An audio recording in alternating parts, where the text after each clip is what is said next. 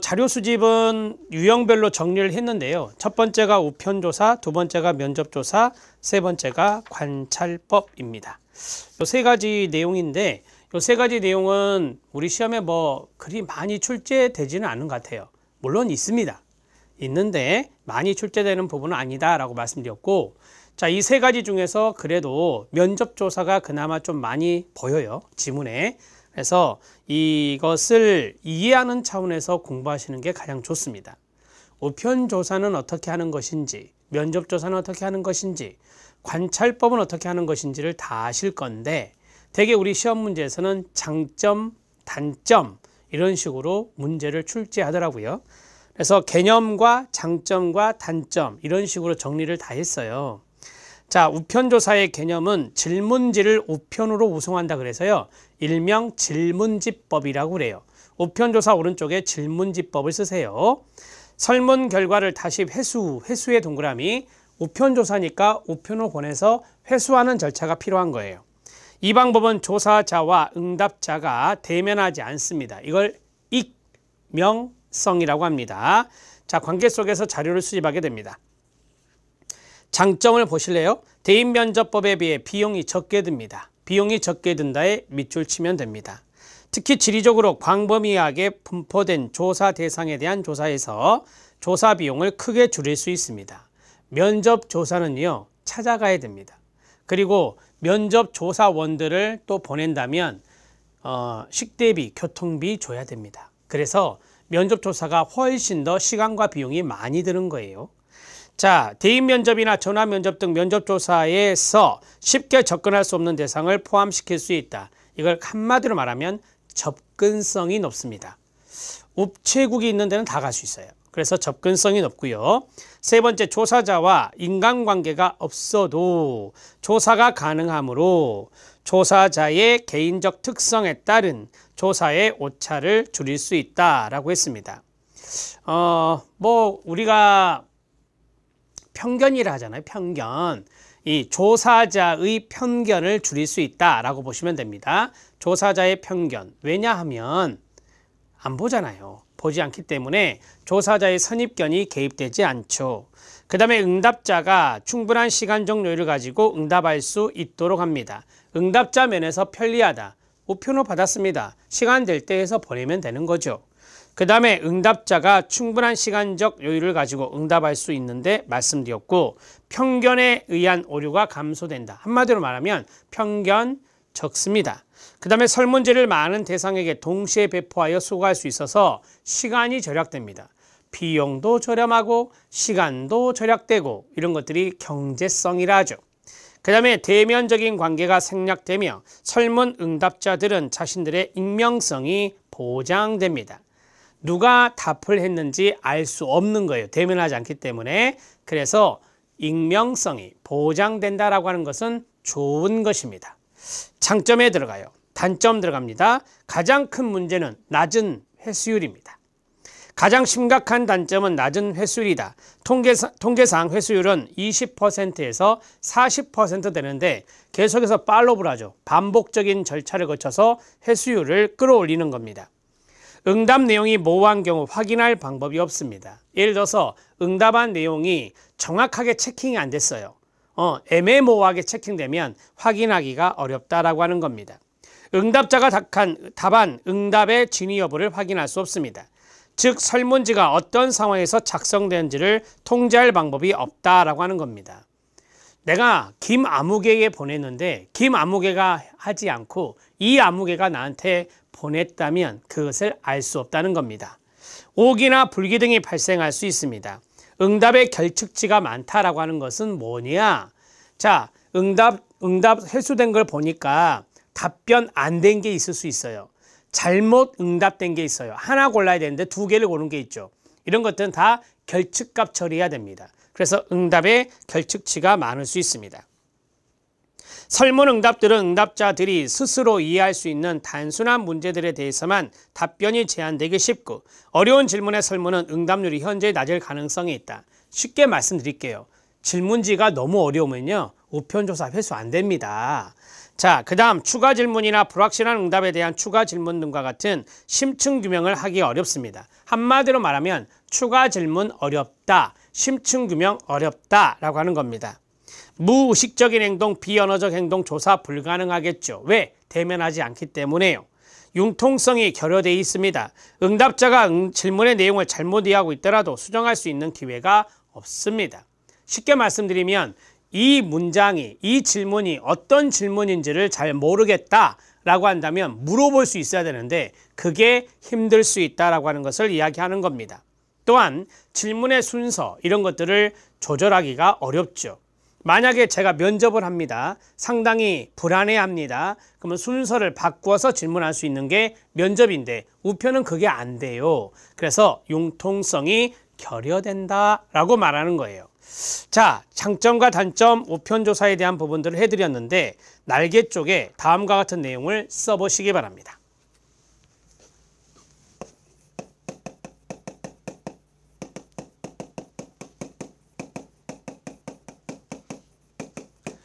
우편조사 질문지법이고요. 자, 장점, 단점. 우편조사를 야무지게 알아놓으면 이걸 뒤바꾸면 면접조사가 돼요.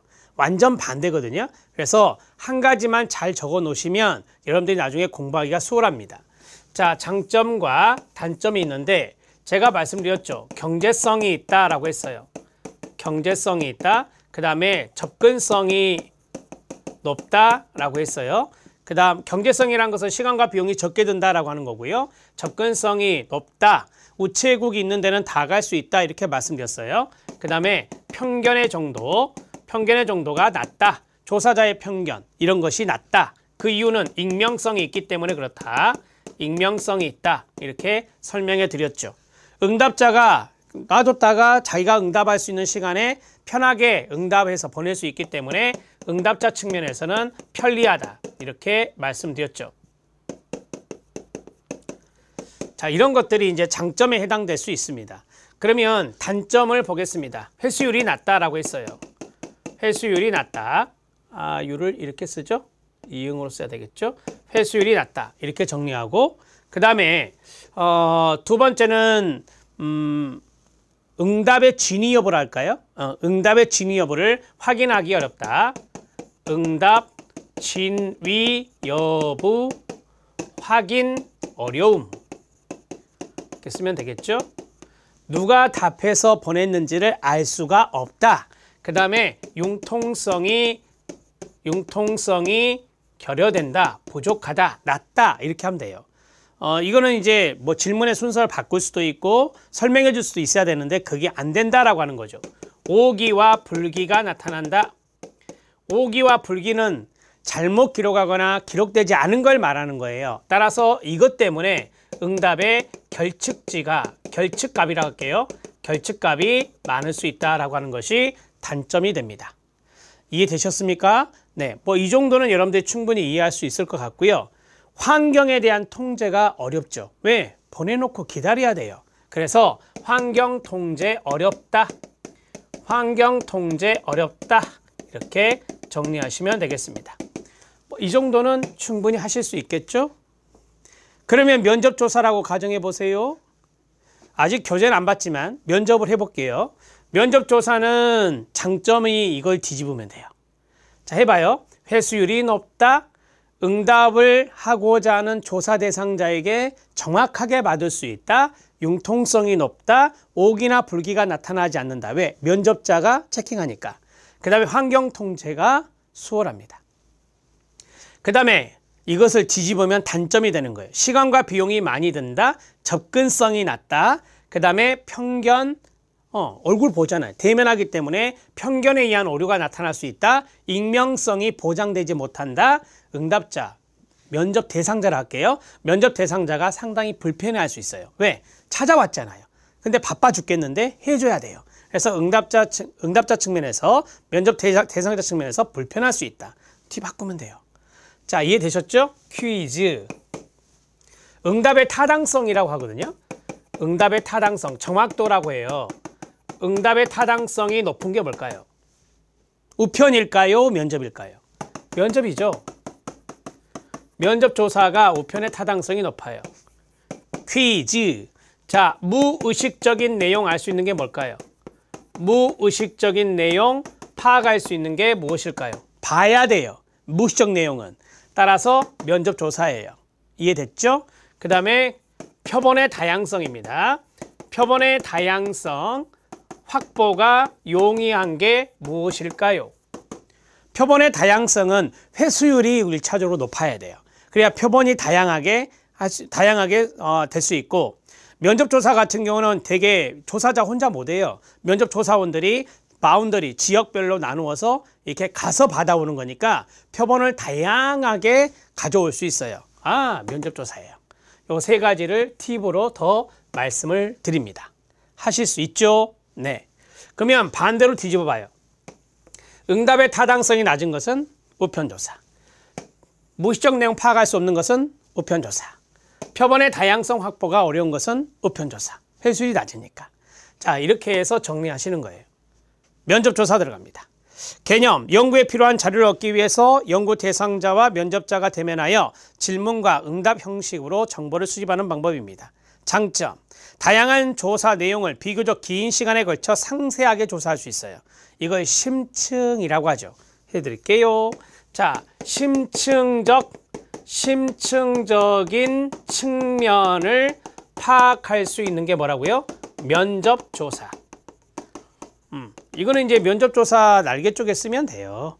자, 그 다음에 계속 갑니다. 면접자가 자료를 직접 기입함으로 응답률이 매우 높고요. 질문 내용을 응답자가 잘 이해하지 못한 경우 면접자가 설명해 줄 수 있다. 융통성 이런 것들. 응답 내용이 분명치 않은 경우에도 응답자가 응답 내용을 점검할 수 있어 응답의 오류를 줄일 수 있어요. 이런 것들이 응답의 타당도와 연관성이 있습니다. 질문서에 포함된 내용 외에도 연구에 필요한 관련된 정보를 추가로 수집할 수 있습니다. 오기불기 예방할 수 있습니다. 응답의 결측치가 없다. 왜? 면접자가 직접 체킹하니까. 적절한 질문은 현장에서 결정할 수 있는 융통성도 있습니다. 비언어적 행위를 직접 관찰할 수 있습니다. 개별적으로 진행하는 면접 환경을 표준화할 수 있습니다. 이게 이제 쉽게 말씀드리면 환경 통제예요. 그 다음에 면접 일자, 시간, 장소 기록할 수 있습니다. 면접 시에 복잡한 질문지 사용할 수 있습니다. 면접에 응하는 분위기 조성이 가능합니다. 퀴즈, 복잡한 질문지 사용 가능. 우편조사 보내면 이거 쓰레기통으로 갑니다. 복잡하게 물어보면. 면접조사가 유리하죠. 면접조사는 복잡한 질문지 사용할 수 있다. 이렇게 보시면 됩니다. 단점, 시간과 비용이 많이 소요된다. 비경제적이라 했죠. 면접자와 응답자 사이에 친숙한 분위기가 형성되지 않거나 상호 이해가 부족한 경우에 조사 외적인 요인들로부터 오류가 개입될 가능성이 있습니다. 한마디로 말하면 친숙한 분위기가 형성되지 않으면 그 면담의 분위기가 상당히 서먹서먹하거나 좋지 않아서 이 응답에 어려움이 있을 수 있다고 하는 겁니다. 응답자가 기록한 사실에 대해 확인할 시간을 줄 수 없다. 왜? 가져와 버리니까. 그래서 응답자 측면에서는 이걸 확인할 시간이 없다라고 하는 측면, 이런 것들이 약간 불편해할 수 있는 거고요. 응답자의 익명성이 결여돼서 정확한 내용을 도출하기가 어렵다. 거짓으로 답을 할 수가 있죠. 얼굴을 아니까. 그래서 익명성이 보장되기 어렵다는 것은 단점에 해당될 수 있는 거예요. 자, 여기까지 쓰셨죠? 자, 여기 밑에다가 이거 하나 쓰시면 돼요. 우편조사와 면접조사는 서로 반대의 특징이 있다. 이렇게 하나만 적으시면 돼요. 자, 밑에 보면 면접의 유형이 있어요. 구조화 면접, 반구조화 면접, 비구조화 면접이 있어요. 제가 면접조사표대로 그대로 물어보잖아요. 그럼 이건 구조화 면접이에요. 면접조사표가 나와요. 면접조사표, 제가 밑줄 쳐놨죠. 형광펜 밑줄. 연구자가 대상자로부터 정보를 얻기 위해서 기록된 설문 목록, 즉 면접조사표를 가지고 질문을 하며 이는 연구자의 편향된 오류를 최소화하기 위한 것입니다. 반구조화 면접에서 중요한 것은 면접 가이드라인, 면접 지침입니다. 면접 지침이 존재하는 것이 반구조화예요. 정보를 얻기 위해서 처해진 상황에 따라 질문을 변화하는 경우로서 면접 지침만 존재하며 연구자는 연구 대상자의 이해 정도에 따라서 질문을 달리할 수 있습니다. 더 쉽게 말씀드리면 구조화 면접도 하고 비구조화 면접도 하는 거예요. 그게 이제 적절히 섞여 있는 건데 이게 반구조화 면접이 되죠. 되게 반구조화 면접을 많이 하잖아요. 비구조화 면접은 개별화라고 하는데 뭐 이건 참고하시고요. 비구조화 면접이 대표 용어니까 이거는 개방형 질문만 던지는 거예요.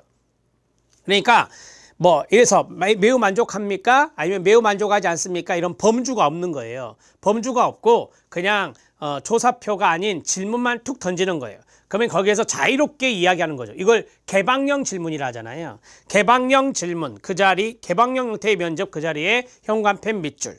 자, 가장 자유롭고 개방적인 형태의 면접으로서 면접에 대한 간단한 주제 목록을 가지고 질문하며 이때 질문은 규칙적이지 않고 대체적으로 자유롭게 전개하는 겁니다. 이해되셨습니까? 마지막 관찰법 들어갑니다. 관찰법에서 우리 시험에 나온 것은 장점의 5번입니다. 5번에 별표 하나만 쳐주시면 됩니다. 단독 문제로 나왔던 거예요. 여러분, 되게 이제 관찰법은